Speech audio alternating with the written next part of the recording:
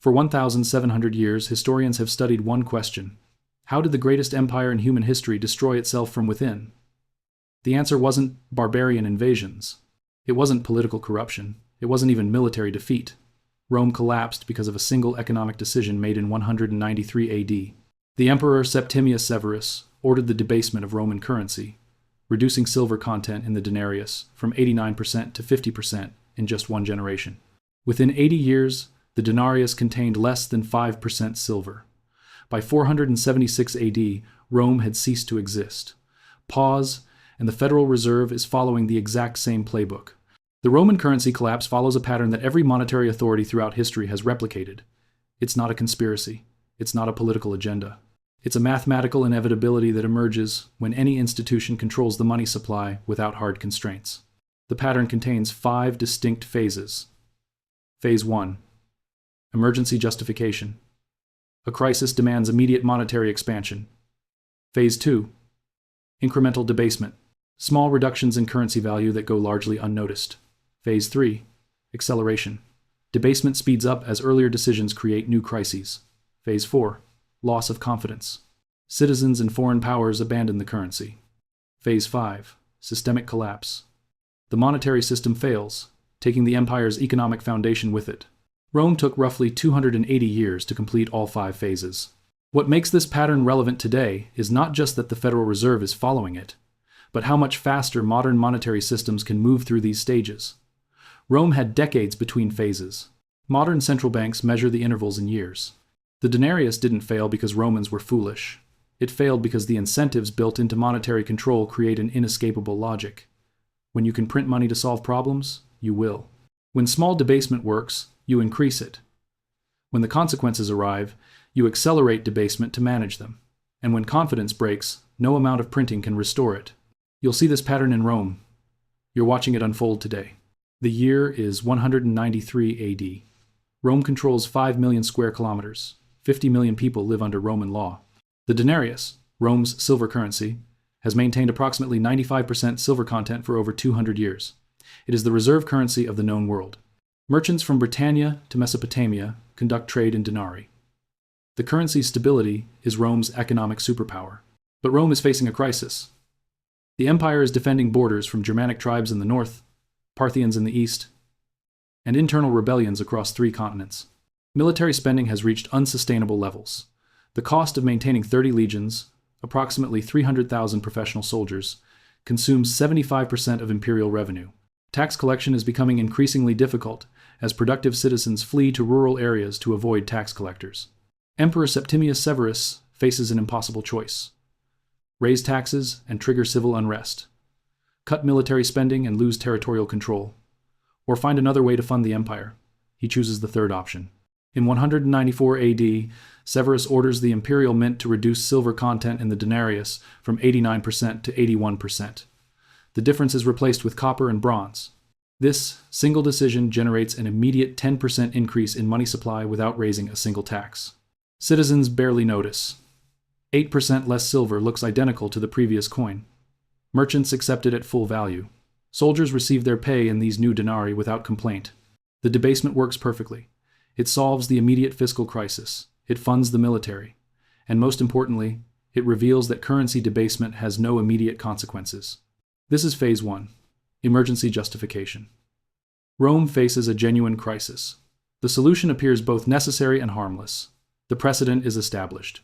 But Severus has opened a door that can never be fully closed. His successors see what he did and understand the lesson. When Caracalla takes power in 211 AD, he reduces silver content to 50%. The military needs funding. Civil wars need financing. Administrative expansion requires money. The denarius now contains half the silver it did just 17 years earlier. By 250 AD, under Emperor Decius, the denarius is down to 35% silver. Rome is now in phase 2, incremental debasement. Each emperor reduces silver content slightly more than his predecessor. Each reduction is justified by a new crisis. Each debasement is smaller than the cumulative total, making it psychologically acceptable. The economic consequences begin to manifest. Merchants start weighing coins rather than counting them. Foreign traders demand more denarii for the same goods. Domestic prices begin a slow, steady climb. A modius of wheat that cost 8 denarii in 200 AD cost 16 denarii by 250 AD. The currency is losing purchasing power, but the process is gradual enough that most Romans adapt without recognizing the pattern.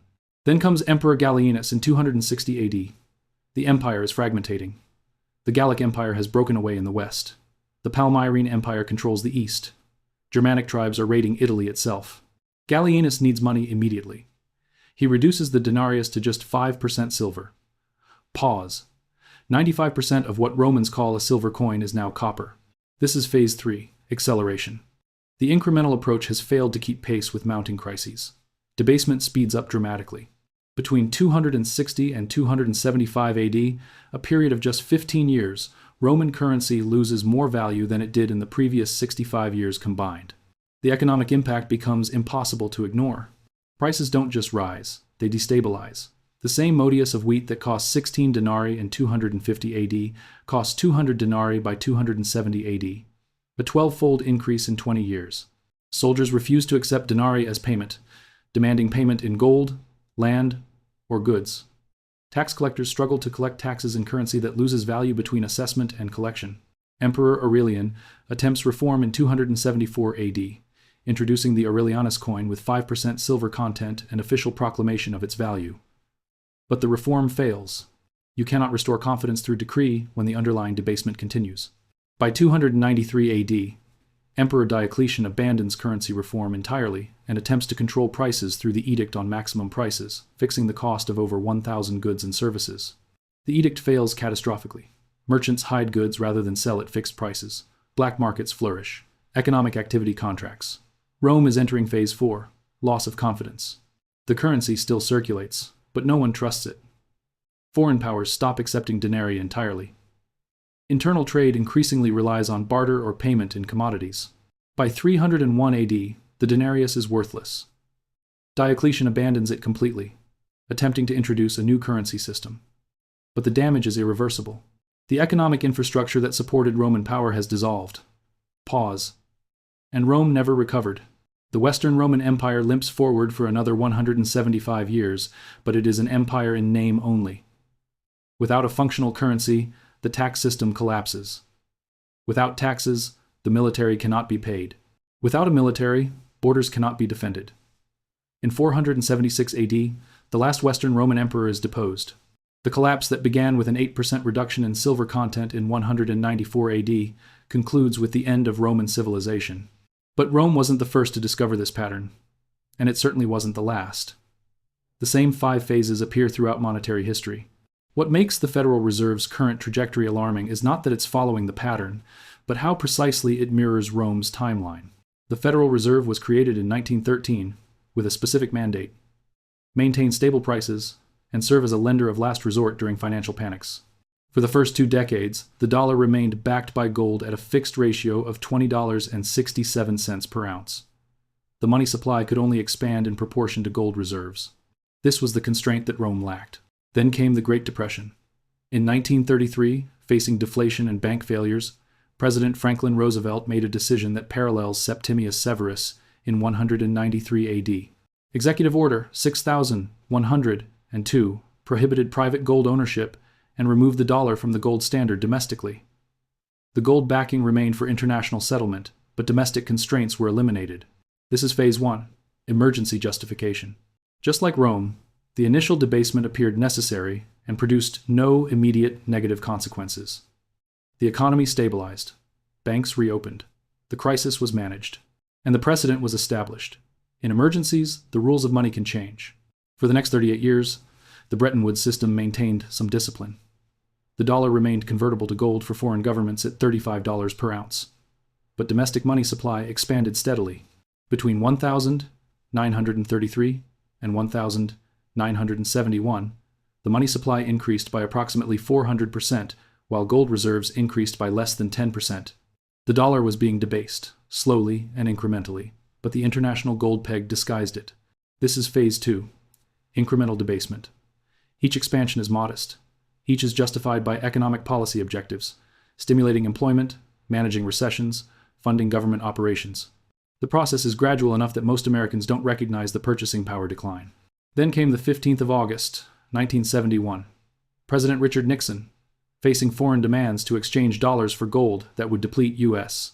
gold reserves entirely, made a decision that mirrors Emperor Gallienus in 260 AD. He closed the gold window. The dollar's last connection to hard money was severed. For the first time in history, the world's reserve currency was backed by nothing except the government's promise. What happened next follows the Roman pattern with disturbing precision. The 1,970 seconds saw inflation rates reach 13.5% by 1980. The purchasing power of the dollar declined by 50% in a single decade. Just like Romans weighing denarii in 250 AD, Americans began calculating in inflation-adjusted dollars, recognizing that the nominal value no longer reflected real value. The Federal Reserve attempted reform under Paul Volcker, raising interest rates to 20% to crush inflation.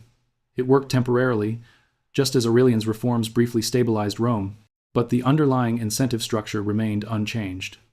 The Federal Reserve could still create unlimited money. The government could still deficit spend. The constraint was gone. Between 1,971 and 2000, the pattern continues but at a measured pace. The money supply grows 6 to 8% annually. Inflation averages 4 to 5%. It's manageable. It's predictable. Phase 2 continues for 3 decades. And then comes acceleration. The year 2008 marks the transition to Phase 3. The financial crisis demands emergency intervention. The Federal Reserve creates $1.3 trillion through quantitative easing in just 8 months. This is more money than was created in the previous 95 years of Federal Reserve history combined. But unlike Rome, where decades separated each phase, modern central banking can move through the pattern at unprecedented speed. Between 2008 and 2014, the Federal Reserve's balance sheet expands from $800 billion to $4.5 trillion. The money supply increases by 400% in 6 years. The justification is identical to every emperor from Severus to Gallienus. Emergency conditions demand emergency measures. The financial system is collapsing. Banks are failing. Unemployment is rising. Action is required. And just like in Rome, it works. The immediate crisis is resolved. Markets stabilize. The economy recovers. But the precedent is now absolute. When the next crisis arrives in March 2020, the response is even more dramatic. The Federal Reserve creates $3.2 trillion in just 9 weeks. 9 weeks. The Roman Senate took decades to debate currency debasement. Modern central banks require 9 weeks to create more money than exists in most nations' entire money supply. By 2022, the Federal Reserve's balance sheet reaches $9 trillion. The M2 money supply stands at $21.7 trillion, up from $8.5 trillion in 2008. This is a 155% increase in 14 years. The denarius took 80 years to decline, from 89% to 5% silver content. The dollar has lost equivalent purchasing power in less than 2 decades. The economic consequences mirror Rome's experience precisely. Consumer prices, which rose moderately for 30 years, suddenly destabilize. Inflation reaches 9.1% in 2022, the highest rate in 40 years. Housing prices double in just 5 years across most American cities. The cost of a new vehicle increases by 40% in 3 years. Wages, like Roman soldiers' pay in the 3rd century, fail to keep pace with currency debasement. But here's what makes the Federal Reserve's position more precarious than Rome's. The dollar is the global reserve currency. 70% of international trade is conducted in dollars. Foreign governments hold $7 trillion in U.S. Treasury bonds. The entire global financial system is built on dollar stability. When Rome debased the denarius, it destroyed its own empire. When the Federal Reserve debases the dollar, it destabilizes the entire world economy. And now, the signs of Phase 4 are emerging. In 2023, Saudi Arabia begins accepting yuan for oil sales, breaking a 48-year petrodollar agreement. The BRICS nations, representing 45% of global population, announce plans for a new reserve currency. Central banks worldwide reduced dollar reserves from 73% of total holdings in 2001 to 58% in 2023. Foreign governments are doing what Roman citizens did in 270 AD. They're abandoning the currency while it still has some value. Domestically, the pattern continues. The U.S. national debt stands at $34 trillion, representing 124% of GDP. This is higher than any point in American history except the immediate aftermath of World War II. But, unlike 1946, when debt was incurred to win an existential war, current debt funds ongoing operational expenses. It's structural, not temporary. The Federal Reserve faces the same impossible choice that Septimius Severus faced in 193 AD. Option 1. Raise interest rates significantly to control inflation, which crashes the economy and makes government debt service impossible at $34 trillion. Option 2. Keep rates low, which allows inflation to continue eroding purchasing power. Option 3. Continue expanding the money supply to manage each crisis as it emerges. The Federal Reserve is choosing option 3. Despite claims of quantitative tightening, the balance sheet remains above $7.5 trillion, nearly 10 times higher than 2008. New banking crises in 2023 triggered another $300 billion in emergency lending. Each crisis generates the same response: create more money. Some argue this time is different. Modern monetary theory suggests that governments that issue their own currency cannot default. Technology allows precise control of money supply. Economic models are more sophisticated than Roman administrators could imagine. The Federal Reserve has tools and knowledge that ancient emperors lacked. But these arguments miss the fundamental pattern. Rome had tools too. They had price controls, currency reforms, and 1,000 years of administrative experience. The Ottomans, who debased their currency from 1,477 to 1,844, had sophisticated monetary systems.